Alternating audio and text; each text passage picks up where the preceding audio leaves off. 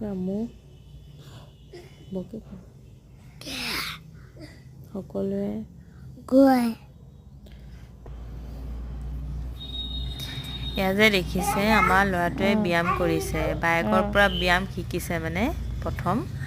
এতিয়া 2 বছৰ 8 মাহ হৈছেহে সি এইখিনি সময়তে যে ইমানখিনি কৰিছে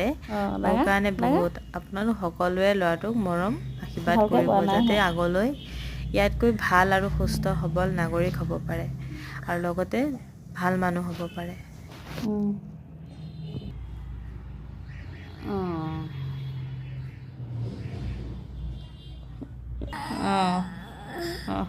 মেলা মেলা